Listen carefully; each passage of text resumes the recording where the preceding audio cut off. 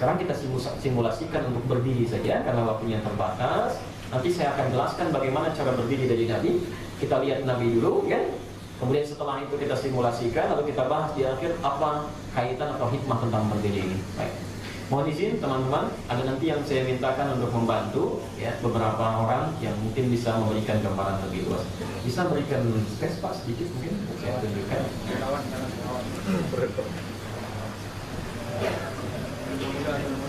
Ya. Pertama saya tunjukkan dulu sudah. Saat kita akan sholat, ingat rumusnya ya. Teman-teman sebentar, ingat rumusnya. Yang diminta dari kita bukan langsung sholat, tapi kata Nabi, lihat saya dulu sholat. Karena kita tidak pernah melihat Nabi. Atau ada yang di sini pernah melihat Nabi? Di mimpi barangkali? Tidak ya, mimpi pun tak pernah ketemu Nabi. Bagaimana cara melihat Nabi? Maka Anda mesti urutkan dari mulai Nabi sampai dengan ke masa kita sekarang yang kiranya bisa diakses. Ini disebut dengan sanad. Jadi kalau Anda buka kitab Sahih Muslim, belajar yang benar itu kata Imam Muslim di kitab jilid yang pertama, kan? Halaman 119, bab yang kelima, posisi paling kiri sebelah atas. Jilid 1 dari 9 jilid syarahan Nawawi. Harganya 450.000. Belinya di Tokowan gitu, tapi tahun 2002. Kata beliau, babul isnadi minad din. Bab yang menerangkan tentang latar belakang pembelajaran keilmuan itu yang menentukan termasuk bagian dari agama. Jadi maksudnya kalau Anda ingin belajar tentang sholat, cara Anda belajar salah, sholat Anda bisa salah juga. Nah itu pastikan dengan benar cara kita belajar. Baik, sekarang kita bertanya dulu pada orang yang pernah melihat Nabi. Bagaimana cara Nabi berdiri dalam sholat dengan cepat? Hadis riwayat Abu Dawud yang tadi, nomor hadis 666. Ya Al-Bukhari nomor hadis 751, 757. Ya hadis Muslim nomor hadis 397. Saya agak cepat sedikit, perhatikan. Aqimus shufuf, aqim. Kalau Anda ingin sholat setelah berdiri menghadap kiblat, pertama berdirinya aqim, berdiri tegak. Aqim itu dari kata qiyam, satu, badannya tegak, tidak miring kanan atau kiri. Yang kedua, kalau ini agak mudah. Yang kedua, ini yang seringkali agak berbeda kita. Posisi kaki, lebarnya itu diatur dengan kata qiyam, maksudnya selebar bahu. Tidak terlampau lebar begini, tidak juga terlalu rapat begini. Kata qiyam itu artinya berdiri seimbang. Kalau orang Arab menyebutkan qiyam, artinya badannya tegak, posisi kakinya selebar dengan bahunya. Jelas di sini?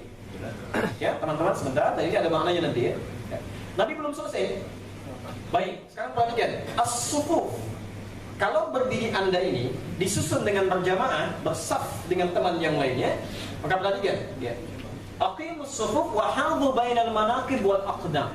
Maka saat Anda susun saf itu, kaki Anda mesti rapat dan lurus. Ya, rapat dan lurus. Jadi kalau Anda salat sendirian itu tidak ada masalah, ya. Berdiri tidak ada persoalan. Tapi kalau Anda salat berjamaah kata Nabi, pastikan barisan Anda satu dengan yang lainnya itu rapat dan lurus. Saya mau izin 3 orang dengan cepat saja. 1, 2, 3. Nanti yang maju, Pak, mohon diingatkan saya sudah siapkan buku saya yang terbaru, nanti insya Allah dihadiahkan ya.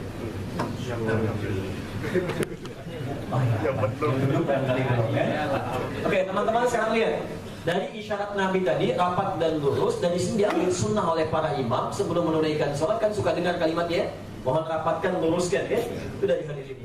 Sekarang saya sampaikan, mohon rapatkan, luruskan. Yakin rapat? Lurus? Baik. Baik. Sekarang perhatikan, kita mulai pelan-pelan tanya. Ini rapat tidak? Rapat.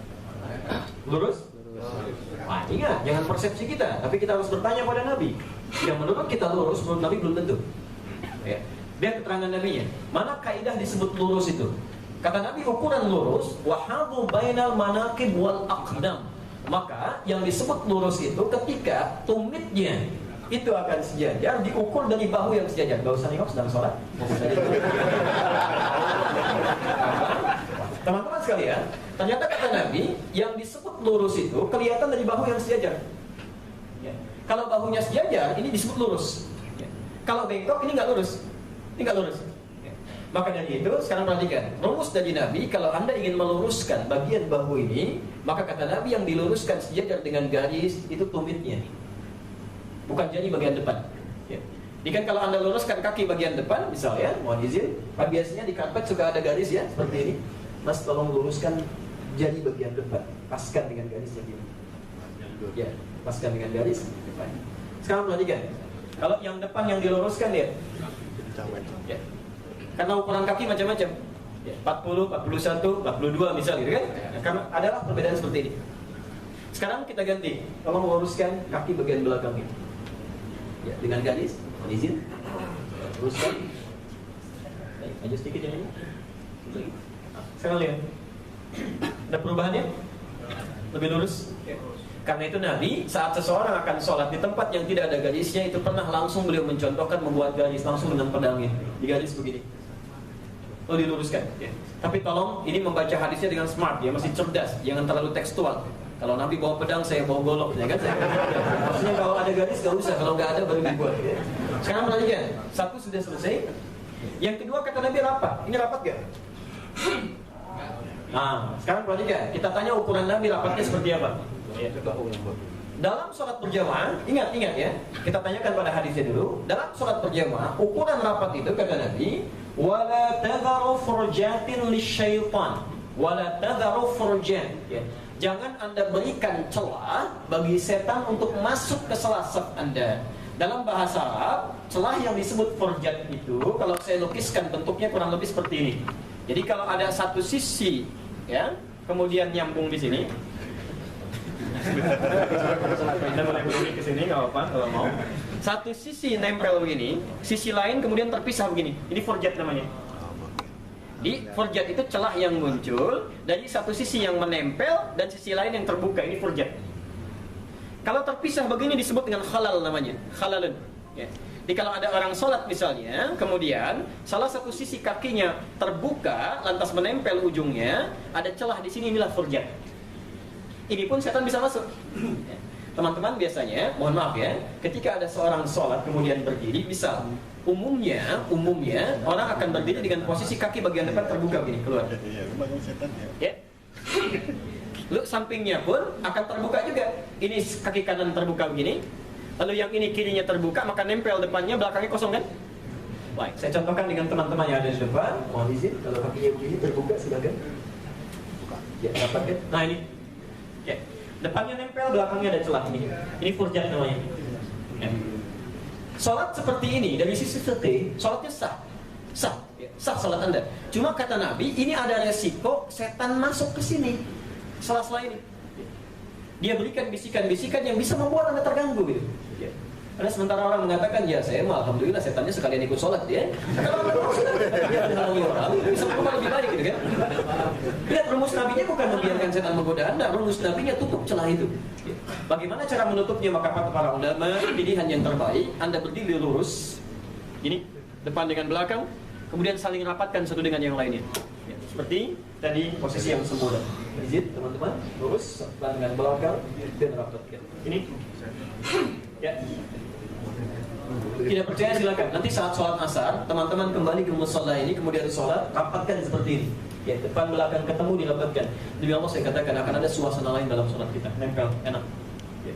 Tapi ini pun belum selesai hadisnya. Kata Nabi, lihat kalimatnya. Walayyinu bi'aidi ikhwanikum. Jangan sampai semangat kalian untuk merapatkan itu membuat teman kalian sulit menggerakkan tangannya. Jadi begitu mau takbir susah ya. Jadi jangan terlalu berlebihan juga. Jelas di sini? Nah ini ada esensinya, ada maknanya ini. Ya, saya simpan dulu maknanya sejenak. Saya agak lebih cepat dulu karena saya ingin perhatikan dari dalam bentuk saf gitu ya. Saya dahulukan ke saf. Setelah itu kalau masih ada waktu sedikit, saya bahas apa maksudnya berdiri ini. Ya, mohon izin dengan cepat. Siapa jadi imam silakan. Jadi imam. Siapa jadi imam? Anda silakan. Kita berdua ya. Mohon turun sebentar, belum sekarang. Baik. Untuk menjadi imam, mohon izin, satu orang kemudian datang, bermakmum langsung dengan imamnya. Kemana posisinya? Tolong jangan dengarkan bisikan yang tidak jelas. Teman-teman sekalian, perhatikan, ini sangat bagus. Mengambil kanan dan langsung dirapatkan kakinya. Ada dua cara untuk merapatkan. Satu, Anda bisa berdiri sejajar seperti ini. Hadis yang diambil Abu Daud nomor hadis 1367. Saat Nabi sholat, di belakangnya ada Ibnu Abbas, ditarik oleh Nabi disejajarkan. Baik ya? Nah, ini bagian yang pertama, jadi sah hukumnya begini. Okay. Yang kedua, Anda bisa yang imam ini berada ke depan lebih sedikit untuk menunjukkan ini imam, ini makmum, ini sah. Nah, ini banyak digunakan oleh mayoritas para ulama karena beliau atau mereka berpendapat Nabi ketika menarik menyejajarkan itu karena Ibnu Abbas dipandang masih kecil, khawatir terjadi sesuatu. Ya. Tapi dalam fikih ini benar menunjukkan cara ibadah yang benar. Ya. Jadi intinya ini benar, rapat tadi juga sejajar dengan benar, jadi dua-duanya sah untuk digunakan. Jelas? Jelas ya? Jadi kalau ada yang memilih satu di antara keduanya itu sudah benar. Yang salah tetap yang tidak sholat. Ya. Merapat Pak, nempel. Ya. Jadi tidak menjauh tapi nempel, merapat. Ya. Baik, datang satu orang. Silahkan, kira-kira Anda mau kemana? Bebas Anda pilih. Kalau saya ingatkan apapun terserah Anda ini. Anda sedang sholat. Ya? Yakin? Mau tanya kawan, telepon teman? Ya. Baik, sudah. Bapak Ibu sekalian, teman-teman, dalam kondisi seperti ini, isyaratnya adalah isyarat hadisnya, sempurnakan barisan saf dengan memberikan isyarat yang memahamkan, susun saf yang rapi. Bisa dengan misal bertakbir, ya bertakbir di sini Allahu Akbar. Kalau ini paham bisa mundur. Tapi kalau dengan bertakbir pun misalnya tidak paham dengan itu, boleh diberi isyarat dengan menepuk sedikit mungkin. Ya. Awas hati-hati ya, tidak juga kita melakukan sesuatu yang tidak dibenarkan. Cukup berikan isyarat. Jadi tepuk misalnya, nggak usah nengok, langsung mundur. Jelas ya? Baik. Jadi ini nggak ada khusus. Misal khusus tuh nggak ada isyaratnya yang menepuk, yang mencolek, yang bertakbir itu nggak ada. Isyaratnya hanya membentuk saf saja. Tidak ada masalah sepanjang isyarat itu memahamkan makmum yang mundur. Ya. Bahkan saat dia nggak mundur, imam tahu, imam bisa memberikan isyarat begini. Baik, jelas sampai sini? Datang satu orang lagi dengan cepat. Kemana? Baik, sangat bagus teman-teman. Mohon izin, kalau ini belum penuh, tolong jangan terlampau doyong ya. Ada yang ke kanan terus, ada yang ke kiri. Ambil kanan, ambil kiri, sempurnakan. Jelas? Baik, turun sebentar Pak, yang ini dua. Ini sebentar. Ibu mohon fokus, yang di belakang imam laki-laki di rumah saat tidak mampu misalnya ke masjid karena persoalan tertentu, istri ingin bermakmum. Jadi makmumnya perempuan, imamnya laki-laki. Sebelah mana posisinya? Ya, silakan, bebas silakan. Salah nggak apa-apa, kalau benar saya kan curiga ya.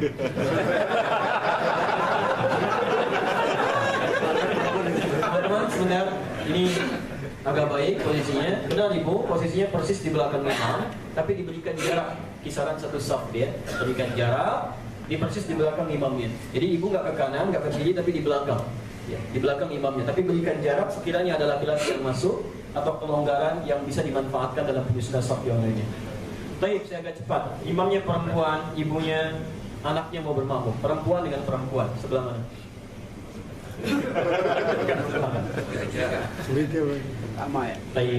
Perempuan dengan perempuan. Ini benar posisinya. Tapi, tapi imam sejajar dengan makmum. Jadi nggak ada yang lebih maju, nggak ada pilihan. Oke. Ini posisi makmum, sebelah kanannya imam dan sejajar dengan imamnya. Tidak ada yang lebih maju. Datang lagi misalnya bibinya yang satu, perempuan juga, kemana? Silakan bebas mas.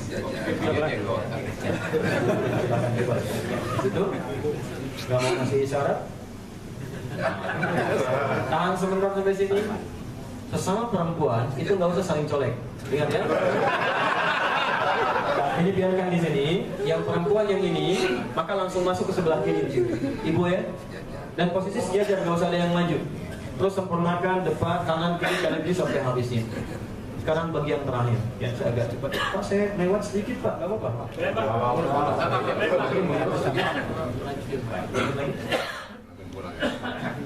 Izin Pak, berdiri. Ini saf sudah penuh. Ini yang disebutkan adalah hadis riwayat Abu Hurairah sebagai salah satu sunnah yang hampir punah karena banyak orang tidak memahaminya. Ini sudah penuh, saf satu, tinggal tersisa saf berikutnya. Tiba-tiba ada seseorang datang ingin menunaikan sholat, silakan masuk. Bebas, terserah. Silakan. Cukup? Sudah? Pelan-pelan. Di situ sholatnya mau sambil pegang handphone atau handphone? Pelan-pelan. Ini sudah bagus banget posisinya pas tepat di belakang sejajar dengan imam. Ini yang saya maksudkan. Sunnah ini salah satunya memberikan isyarat pada orang di depannya untuk melengkapkan saf. Misalnya ditepuk, mundur. Jadi kemudian merapatkan ini. Nah ini merapatkan sebelah kanan. Kan? Dan yang di sana kosong, ketika akan masuk lagi, masuknya ke sini tapi menutup saf yang sana. Jika ada yang begini. Tapi ini hanya dipraktekkan jika jamaah dan makmumnya sudah paham tentang hukumnya.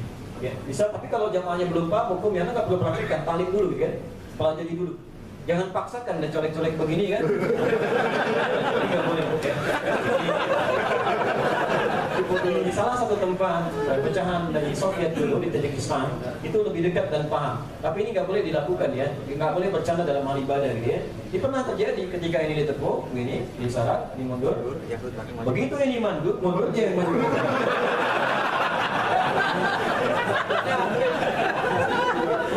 Kayak ada orang gitu saya.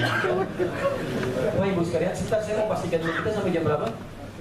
Satu. Oke, baik teman-teman, saya agak cepat ya. Ilmu ini jangan mendapatkan bagian terakhir ini karena tidak banyak diulas. Tapi ada kita dulu. Dan waktu kalau ketemu saya mau tunjukkan ya. Yang jarang dipelajari itu tentang hikmah esensi. Padahal Nabi datang diutus oleh Allah menjadi rasul. Salah satu tugasnya membawa hikmah dalam ibadah esensi. Ya, itu ada di Quran surah kedua Al-Baqarah 129 posisi paling kiri sebelah atas. Itu doa Nabi Ibrahim dan Nabi Ismail supaya diutus seorang nabi yang lahir di sekitaran Ka'bah. Salah satu tugasnya membawa hikmah. Ya Rabbana wab'ath fihim rasulan minhum yatlu 'alaihim ayatika wa yu'allimuhumul kitaba wal hikmah. Jadi mengajarkan apa hikmahnya di balik ibadah itu. Dijawab oleh Allah ketika lahir Nabi Muhammad di Quran surah kedua Al-Baqarah ayat 151 posisi paling kanan sebelah bawah, ya. Nah, sekarang apa hikmahnya berdiri seperti ini? Teman-teman, hati-hati. Ada sahabat Nabi yang profesinya sama seperti Anda, pegawai juga, pengusaha, mempraktekkan ini jadi orang paling kaya di masanya. Baik, saya kisahkan ini cepat. Berdiri tegak. Ini makna yang diajarkan oleh Nabi setahun sebelum hijrah ke Madinah. Maknanya diantaranya, sepanjang Anda masih mampu menegakkan diri, ya, masih mampu berusaha semaksimal mungkin, tolong jangan gantungkan hidup Anda pada orang lain. Jangan minta-minta, jangan mengemis, ya. Makanya Nabi ketika kedatangan seorang sahabat minta bantuan kepada Nabi untuk mengemis, apa yang Nabi lihat? Dilihat kemampuan fisikalnya. Ketika masih mampu, Nabi kasih kapak. Kata Nabi, pergi ke hutan cari kayu bakar, gunakan ini. Maka ketika dia gunakan, dia berusaha semaksimal mungkin, pulang-pulang dan dikenal jadi juragan kayu bakar pada saat itu. Ya. Nah ini dijaga betul oleh sahabat, dijaga. Ya. Abdurrahman bin Auf, orang paling kaya di masanya, masa jahiliyah, paling kaya di Mekah, masuk Islam. Ya. Kadang Allah setelah masuk Islam, mau hijrah ke Madinah, diketahui keislamannya, dirampas semua hartanya. Ini nyata, hartanya dirampas, semuanya diambil, kemudian ditawarkan pada orang ini. Kata mereka, perhatikan kalimatnya, ya. Kalau Anda kembali kepada kepercayaan Anda, kalau Anda murtad, ya, la'ataina jami'a amwalika, kami akan berikan semua hartamu, plus kami angkat Anda menjadi hartawan paling terhormat di tempat ini. Tapi kalau kamu tidak mau kembali pada agamamu yang dulu, silahkan tempuh ikuti, ya, perjalanan petanya Muhammad, pergi ke Madinah, silahkan hijrah, tapi jangan sampai membawa apapun dalam dirimu kecuali pakaian yang melekat saja. Karena Allah kemudian beliau memilih dengan imannya, dia berangkat ke Madinah dengan pakaian yang melekat. Kenapa tidak dieksekusi seperti sahabat yang lainnya? Mereka berpandangan akan menunjukkan bukti pada semua kalangan orang Mekah. Nih buktinya kalau ikut, kelompoknya Muhammad tidak mudah jalan itu, hijrah itu dengan pakaian saja bisa meninggal di pertengahan dan wafat dalam keadaan fakir, ya. Jadi seakan-akan mengesankan kalau masuk Islam bisa fakir, bisa sengsara dan sebagainya. Baik, tetap berangkat. Yang jadi masalah istri dan keluarganya. Dengan kalimat yang sama. Kalau kamu mau meninggalkan suamimu, kembali kepada agama kami, Masya Allah, yang tidak ikut suami, maka kami berikan semua hartanya dan boleh menikah dengan laki-laki manapun yang ada di sini. Tapi kalau kamu ikut suamimu, sama. Jangan bawa apapun kecuali pakaian yang melekat di badan saja. Izin sebentar, Pak. Kalau ibu dalam suasana, dalam posisi istrinya Abdurrahman bin Auf, ibu pilih mana? Ikut suami, jadi fakir belum tentu sampai ke Madinah, tinggal di Mekah jadi perempuan paling kaya, boleh menikah dengan pemuda paling tampan dan difasilitasi. Ibu pilih mana? Gak mudah, dan di belakang sudah mulai tersenyum, kan? Oke, ternyata memilih tinggal di Mekah. Tinggal, Abdurrahman bin Auf berangkat sampai di Madinah. Ini yang paling menarik. Kenapa disebut Ansar? Ansar itu dari kata Nasr, yang mau memberikan apapun walaupun dirinya sangat membutuhkan, bahkan menderita karenanya. Ya. Masya Allah, orang paling haus yang gak ada minuman disambut oleh orang yang bawa minuman. Orang yang kelaparan disambut oleh orang yang bawa makanan.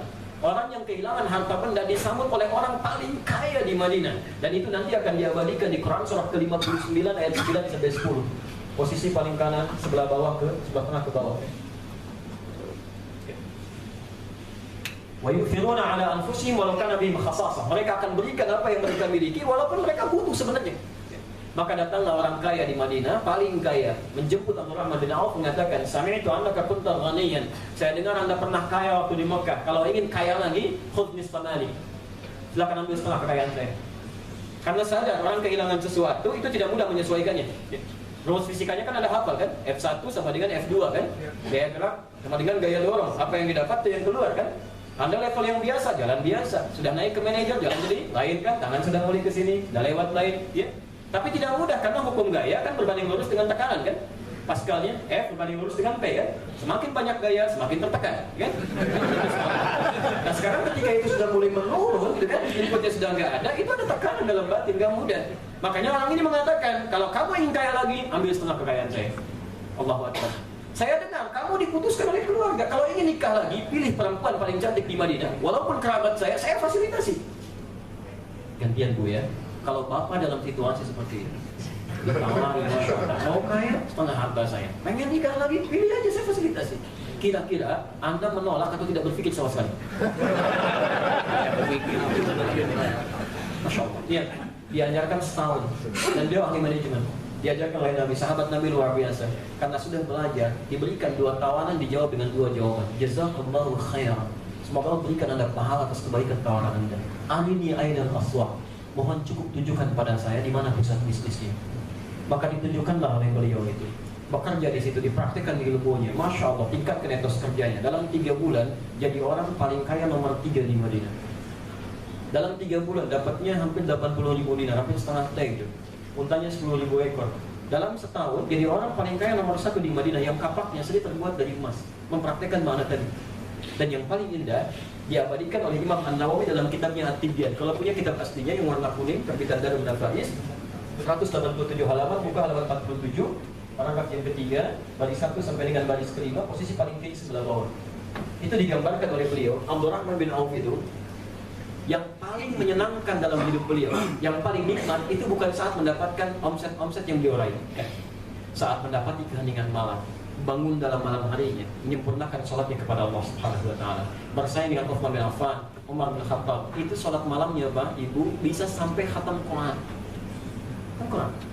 Sampai Nabi mengatakan dalam satu riwayat, kata Nabi, Abdurrahman bin Auf luar biasa, dia akan masuk surga dalam keadaan merangkak. Ya, merangkak itu bukan merangkak begini, bukan, karena saking banyaknya hartanya yang di-scan-nya luar biasa. Scan. Tapi masuk surga juga. Jadi pada miskin gak jelas ya? Jadi maksud saya, teman-teman sekalian, baru takbir, kita belum niat ya, sholatnya belum dimulai, baru berdiri, belum niat, belum takbir, ya, belum baca Al-Fatihahnya. Kenapa bacaannya iftitah? Kenapa sampai 12 doa? Kenapa ada yang Allahumma baik? Kenapa ada yang wajah tuh?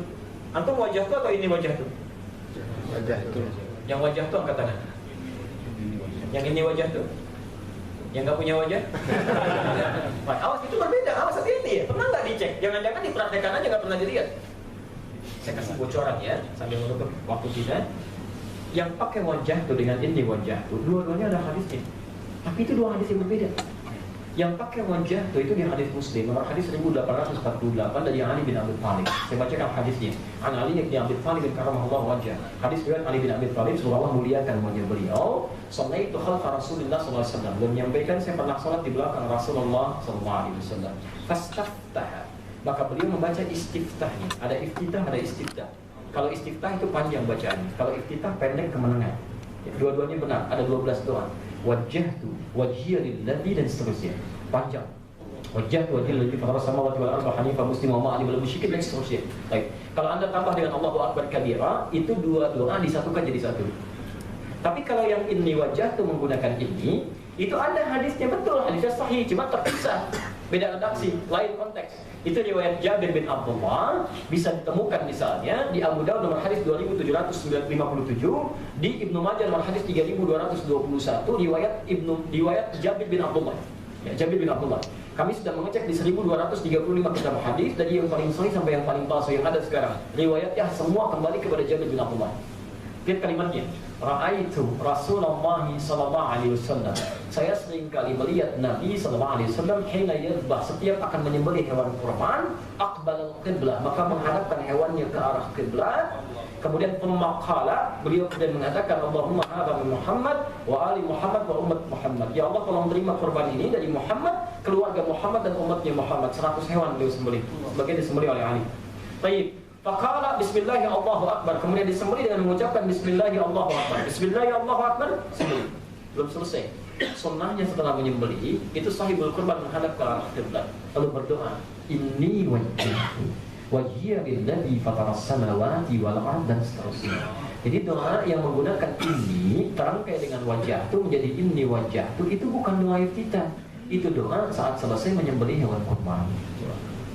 Pernah dicek nggak? Saya pernah mencari kenapa di Indonesia di buku-buku diajarkan itu. Saya cek Pak sampai ke ujung Jawa Tengah, ya sampai mau ke perbatasan Jawa Timur. Saya kumpulkan buku-bukunya. Anda sering mengatakan ini dari salah satu ormas. Saya cek sampai ke ormasnya, di panduannya itu nggak ada ininya, adanya wajah tuh. Kenapa bisa menambah jadi ini? Ustaz kan bedanya tipis, tidak. Ada konteks, ada perbedaan, ada penempatan yang berbeda. Ya, tidak setiap doa dengan kalimat yang mirip bisa diucapkan di tempat yang sama, itu berbeda. Jelas di sini? Baik.